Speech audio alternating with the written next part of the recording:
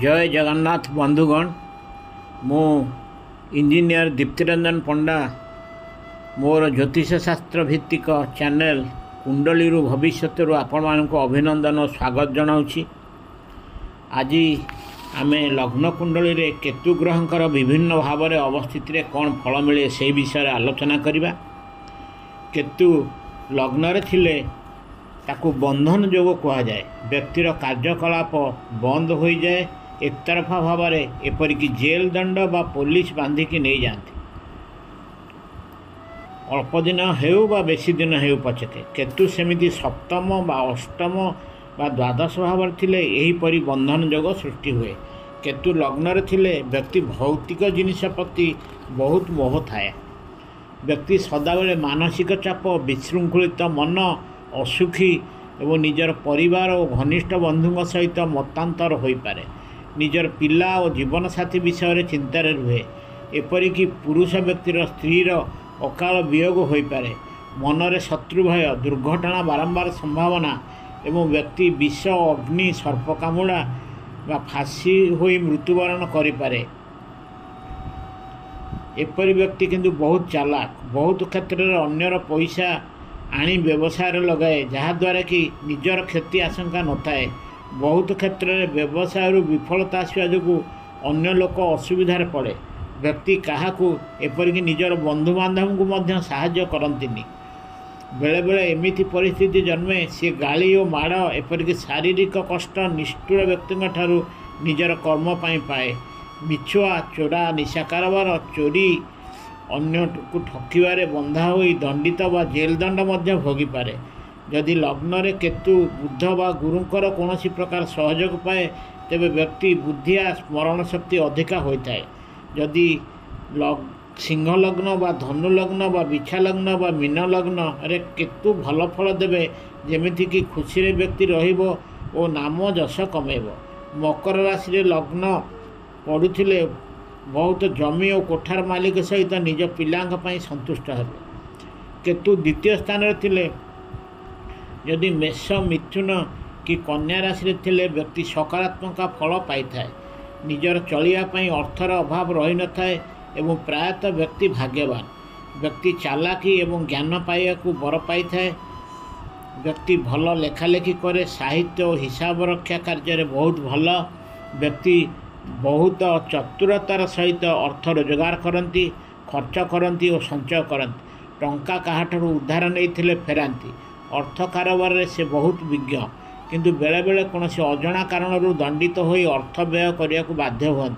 केतेक क्षेत्र में से स्थावर और अस्थावर संपत्तिर मालिक हो पारती किंतु ताहार कागजपत्र ठीक नथिबारु भविष्य में असुविधार पड़ी मानसिक कष्ट पाई थांती। व्यक्तिर कथबार्ता सेते मार्जित हो न थाए और बेले बेले कर्कश मध्य। एथिपाई निज स्त्री बंधु परिवार साथी मनमालिन्य घटी पारे।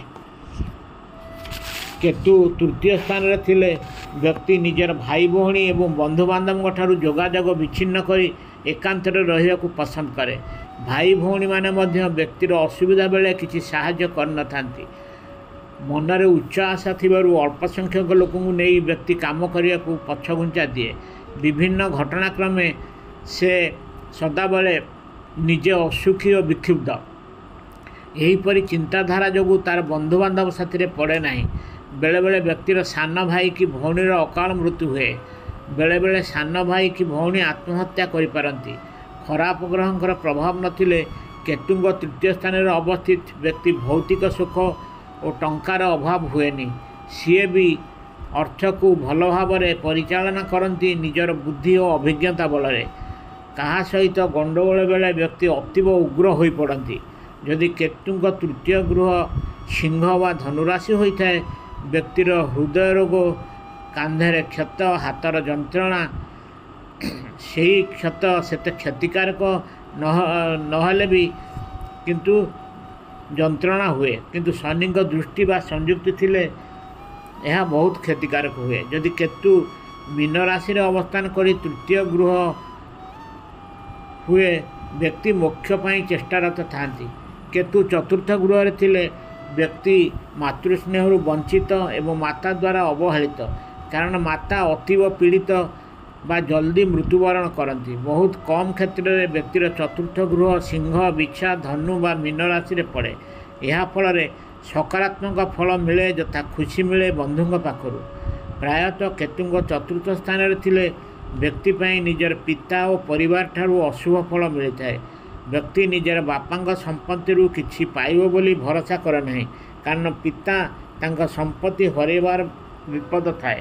ବ୍ୟକ୍ତି ପିଲାବେଳରେ ଗୃହରେ ବେଶୀ ଦିନ ରୁହେ ନାହିଁ ନାନା ପ୍ରକାର ସମସ୍ୟା ଯୋଗୁଁ। ସେ ନିଜ ମାତୃସ୍ଥାନ ଛାଡ଼ି ପରେ ଅନ୍ୟ ଜାଗା ବା ବିଦେଶରେ ବାସ କରିଥାଏ, କିନ୍ତୁ ପରିବାର ସହ ସମ୍ପର୍କ ରଖିଥାଏ। ବ୍ୟକ୍ତି କାର ଦୁର୍ଘଟଣାର ସମସ୍ୟା ବା ପଶୁଙ୍କ ଦ୍ୱାରା ଆଘାତ ପ୍ରାପ୍ତ ହେବାର ଆଶଙ୍କା ଥାଏ।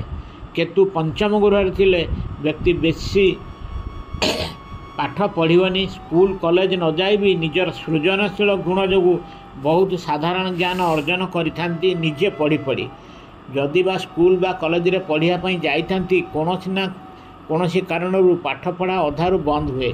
ଯଦି କେତୁଙ୍କ ସାଥିରେ ବୁଧଙ୍କର ସଂଯୁକ୍ତି ଥାଏ, ତେବେ ବ୍ୟକ୍ତି ଜୀବନରେ ବହୁତ କିଛି ତଥ୍ୟ ଅର୍ଜନ କରିଥାଏ। ସେ ଲେଖିବାକୁ ଭଲ ପାଏ ଓ ତା'ର ହସ୍ତାକ୍ଷର ବହୁତ ଭଲ। ଉଚ୍ଚଶିକ୍ଷା କ୍ଷେତ୍ରକୁ ଗଲେ ବ୍ୟକ୍ତି ଗବେଷଣାତ୍ମକ ଜ୍ଞାନ ଅର୍ଜନ କରିଥାଏ। ସିଏ ଭଲ ବୈଜ୍ଞାନିକ, ବଢ଼ିଆ ବିଶ୍ଳେଷକ ବା ଆନାଲିଷ୍ଟ ବା ଗବେଷଣାରେ ପାରଦର୍ଶିତା ଅର୍ଜନ କରେ ଏବଂ ଶେଷରେ ସତ୍ୟର ଅନୁସନ୍ଧାନରେ ମାତିଥାଏ। ବ୍ୟକ୍ତି ବେଳେବେଳେ ମନ୍ତ୍ର ଓ ତନ୍ତ୍ର ସାଧନାରେ ମନ ଦିଏ। ଯଦି କେତୁ ଅବସ୍ଥାନ କରିଥିବା ପଞ୍ଚମ ସ୍ଥାନ ସିଂହ, ବିଛା, ଧନୁ ବା ମୀନ ରାଶି ହୋଇଥାଏ, ତେବେ ବ୍ୟକ୍ତି କୌଣସି ଧାର୍ମିକ ଅନୁଷ୍ଠାନରେ ଜଡ଼ିତ ହୋଇପାରେ। ଏହି ବ୍ୟକ୍ତି ନିଜର ପିଲାମାନଙ୍କର ଶିକ୍ଷା ଦିଗ ପ୍ରତି ଆଦୌ ଧ୍ୟାନ ଦିଅନ୍ତି ନାହିଁ, ନା ଗୃହରେ ବା ଶିକ୍ଷାନୁଷ୍ଠାନରେ। ସାମାଜିକ ନିୟମ ଭଙ୍ଗ କରି ବିବାହ କରି ମଧ୍ୟ ଅନ୍ୟ ସ୍ଥାନରେ ସମ୍ପର୍କ ରଖି ପିଲାପିଲି ଥାଏ, କିମ୍ବା ବେଳେବେଳେ ପିଲା ଜନ୍ମ କରିବାର ଘୋର ବିରୋଧୀ ହୁଅନ୍ତି।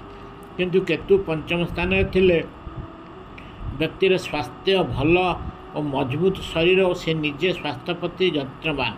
ଯେତେ ଯତ୍ନ କଲେ ବି ମହିଳାମାନେ ସଦାବେଳେ ଅଧିକ ଓଜନ ଏବଂ ବୟସ ବଢ଼ିଲେ ଚାଲିବା ବସିବା ତାଙ୍କ ପାଇଁ କଷ୍ଟକର ଓ ତାଙ୍କର ଆଣ୍ଠୁଗଣ୍ଠି ସମସ୍ୟା ଦେଖାଦେଇଥାଏ। ଉଭୟ ପୁରୁଷ ଓ ମହିଳାଙ୍କର ସଦାବେଳେ ପେଟ ଓ ପାକସ୍ଥଳୀ ସମସ୍ୟା ଦେଖାଦେଇଥାଏ। କେତୁ ଷଷ୍ଠ ଗୃହରେ ଥିଲେ, ଷଷ୍ଠ ଗୃହ ହେଲା ଋଣ, ଅସୁବିଧା, କରଜ, ରୋଗ, ଶତ୍ରୁର ଗୃହ, ଯାହାକି ବ୍ୟକ୍ତିକୁ କୌଣସି ଭଲ କାମ ହାସଲରେ ବାଧା ସୃଷ୍ଟି କରେ। କିନ୍ତୁ ଷଷ୍ଠରେ କେତୁ ଥିଲେ ବ୍ୟକ୍ତି ନିଜର ଶକ୍ତି ଓ ସାହସ ବଳରେ ଏହାକୁ ସାମନା କରିଥାଏ। ନିଜର ଅଧସ୍ତନ ବା ଚାକର ବାକରଙ୍କ ଦ୍ୱାରା ବ୍ୟକ୍ତି ଅସୁବିଧାରେ ପଡ଼ିପାରନ୍ତି। କେତୁ ଷଷ୍ଠ ସ୍ଥାନରେ ଥିଲେ ବ୍ୟକ୍ତିର ସ୍ମରଣ ଶକ୍ତି ଅଧିକ। ପୁରୁଣା ଅଭିଜ୍ଞତାକୁ ନେଇ ବ୍ୟକ୍ତି ବହୁ ପରିଶ୍ରମ କରେ ବିନା ବିଶ୍ରାମରେ। ବ୍ୟକ୍ତିର ସ୍ୱାସ୍ଥ୍ୟ ପ୍ରାୟତଃ ଭଲ। କେତେକ କ୍ଷେତ୍ରରେ ସାମାନ୍ୟ ମଧୁମେହ ରୋଗ ହୋଇପାରେ। କେତୁଙ୍କର ଏଠାରେ ଅବସ୍ଥିତ ବହୁତ ଛୋଟ ଛୋଟ ରୋଗରୁ ଆରୋଗ୍ୟ ହୁଏ, କେବଳ ହାଡ଼ଭଙ୍ଗା ବା ଯୌନ ସମ୍ବନ୍ଧୀୟ ରୋଗକୁ ଛାଡ଼ି। ଯଦି ଷଷ୍ଠ ସ୍ଥାନରେ କେତୁଙ୍କ ସହିତ ଶୁକ୍ର ସଂଯୁକ୍ତ ହେଲେ ବ୍ୟକ୍ତି ପାପ ସମ୍ପର୍କ ରଖିପାରେ। ବ୍ୟକ୍ତିର ଯୌନ ରୋଗର ଆଶଙ୍କା ବେଶୀ। ଏହି ସ୍ଥାନରେ କେତୁଙ୍କ ସହିତ ଶନିଙ୍କ ସଂଯୁକ୍ତି ବ୍ୟକ୍ତିର ମାମୁଁ ଓ ମାଇଁଙ୍କ ସହିତ କ୍ରମାଗତ ଝଗଡ଼ା ଲାଗି ରହେ ମାତାଙ୍କ ପୈତୃକ ଭାଗକୁ ନେଇ। ଯଦି ଶନି ଓ ବୃହସ୍ପତି କେତୁଙ୍କ ସହ ସଂଯୁକ୍ତ, ତେବେ ଏହି ଝଗଡ଼ା କୋର୍ଟ କଚେରୀ ସ୍ତରକୁ ଯାଇ ମାଲି ମୋକଦ୍ଦମା ଚାଲେ। ଷଷ୍ଠ ସ୍ଥାନରେ କେତୁ ବ୍ୟକ୍ତି ଭଲ ଯାଦୁକର, ମନ୍ତ୍ର ତନ୍ତ୍ର ଆଦି ଗୁପ୍ତ ବିଦ୍ୟାର ଆଗ୍ରହ ପ୍ରକାଶ କରେ। କେହି ଆୟୁର୍ବେଦ ପଢ଼ିବାକୁ ଆଗ୍ରହ ପ୍ରକାଶ କରନ୍ତି। ଯଦି କେତୁ ଷଷ୍ଠ ଗୃହରେ ଅତ୍ୟଧିକ ପୀଡ଼ିତ ଥାନ୍ତି, ତେବେ ବ୍ୟକ୍ତି ହିଂସାତ୍ମକ କାର୍ଯ୍ୟକଳାପରେ ଓ ସମାଜ ପାଇଁ କ୍ଷତିକାରକ କାର୍ଯ୍ୟରେ ଲିପ୍ତ ରହିପାରନ୍ତି। କେତୁ ସପ୍ତମ ସ୍ଥାନରେ ଥିଲେ ବ୍ୟକ୍ତି ଜୀବନସାଥୀରେ ସଦାବେଳେ ଅସନ୍ତୁଷ୍ଟ ଥାଏ। କେତୁ ଏଠାରେ ଥିଲେ ବ୍ୟକ୍ତି ଏକାକୀ ରୁହେ ଏବଂ ସମାଲୋଚନାର ସମ୍ମୁଖୀନ ହୁଏ। ବିବାହ ପରେ ତା'ର ନାନା ସମସ୍ୟା ଜୀବନସାଥୀ ସାଥିରେ ଦେଖାଦିଏ। ଅସନ୍ତୁଷ୍ଟ ରହି ବ୍ୟକ୍ତି ଅନ୍ୟ ସହ ଖରାପ ସମ୍ପର୍କ ରଖିବା ଫଳରେ ଜୀବନସାଥୀର ଆତ୍ମହତ୍ୟା କରିବାର ସମ୍ଭାବନା ଥାଏ। ଏହିପରି ବ୍ୟକ୍ତି ବହୁତ କିଛି ପାଇବା ପାଇଁ ଆଗ୍ରହୀ ଥିଲେ ବି କେବଳ ନିଜର ଜୀବନସାଥୀକୁ ସନ୍ଦେହ ଚକ୍ଷୁରେ ଦେଖେ। ଏପରି ପରିସ୍ଥିତି ଆହୁରି ସାଂଘାତିକ ହୁଏ ଯଦି ସପ୍ତମ ସ୍ଥାନରେ କେତୁଙ୍କ ସହିତ ଶନି ସଂଯୁକ୍ତ ଥାନ୍ତି। ସପ୍ତମରେ କେତୁ ଥିଲେ ବ୍ୟକ୍ତି ଜଳ, ଅଗ୍ନି, ସାପ, ଚୋରି ଓ ଶତ୍ରୁକୁ ବହୁତ ଭୟ କରନ୍ତି।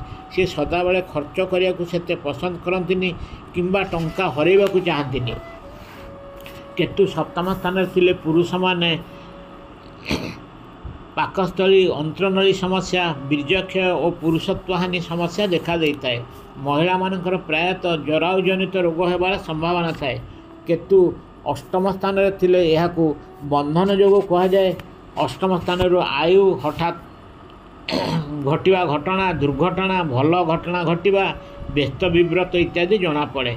केतु अष्टम स्थान सूचाए जे व्यक्ति तार पूर्वजन्म बाहर लोकठार बहुत साहाय्य पाई।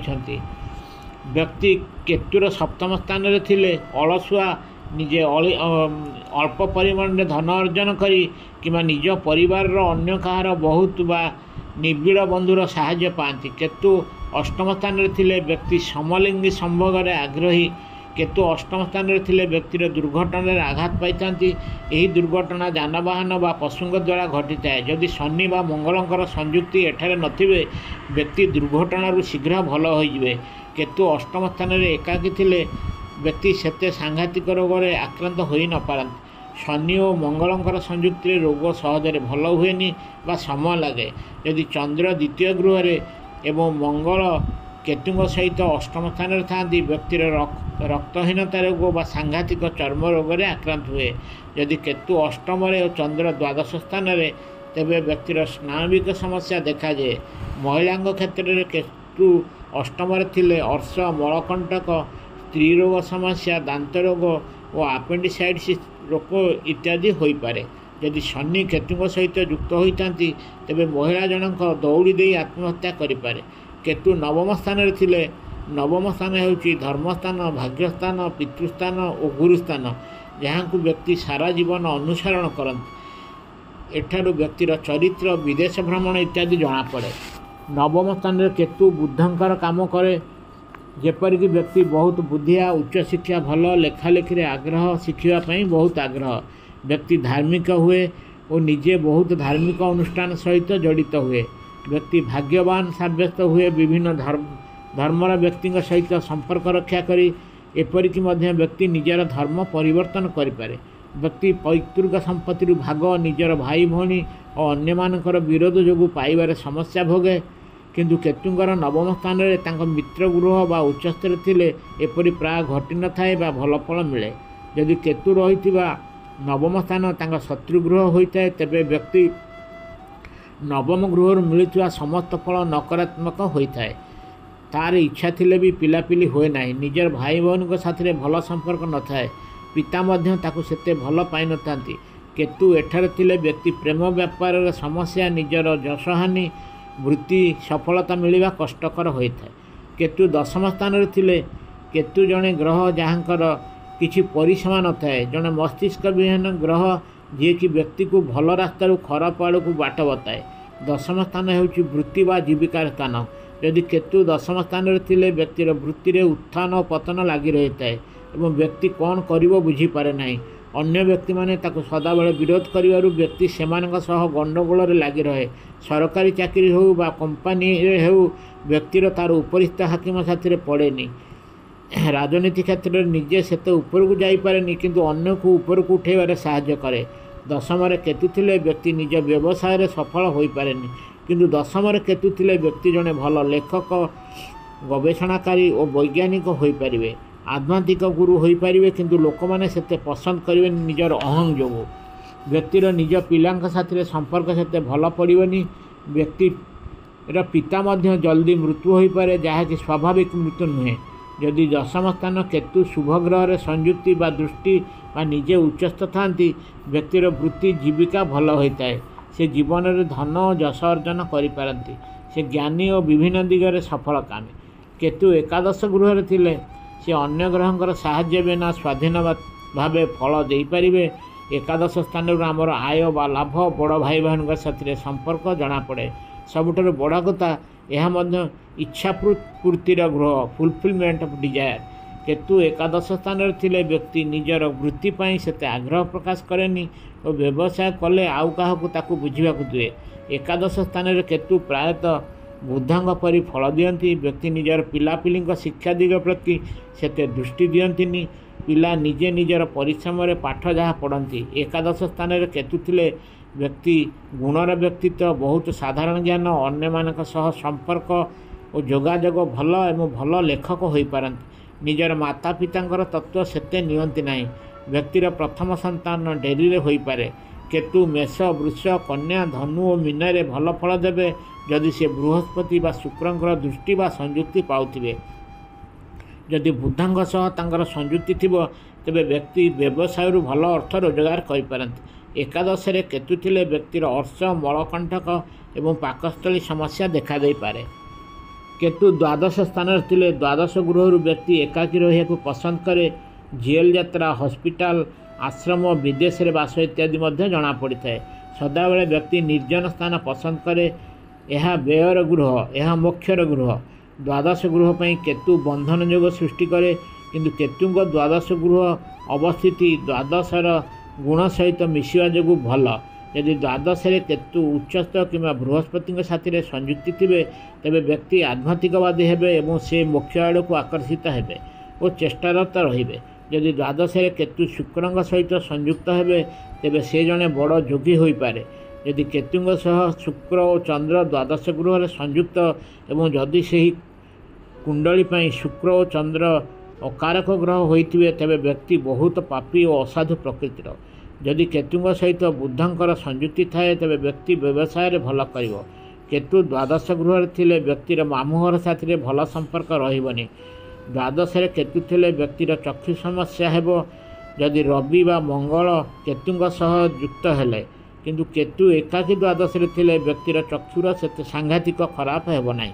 ମହିଳାଙ୍କ କ୍ଷେତ୍ରରେ ଦ୍ୱାଦଶ ସ୍ଥାନରେ କେତୁଙ୍କ ସହ ମଙ୍ଗଳ ଥିଲେ ତାଙ୍କର ମାସିକ ଋତୁରେ ସମସ୍ୟା ଦେଖା ଦେଇଥାଏ। ଆଜି ପାଇଁ ଏତିକି। ଯଦି ଆପଣଙ୍କୁ ଏହି ଅଡ଼ିଓଟି ଭଲ ଲାଗିଛି ଆଗରୁ ସବସ୍କ୍ରାଇବ୍ ନ କରିଥିଲେ ସବସ୍କ୍ରାଇବ୍ କରିବାକୁ ଅନୁରୋଧ ଏବଂ ଏହାକୁ ବହୁଳ ମାତ୍ରାରେ ଲାଇକ୍ କରିବେ ଏବଂ ସେୟାର କରିବେ। ଜୟ ଜଗନ୍ନାଥ।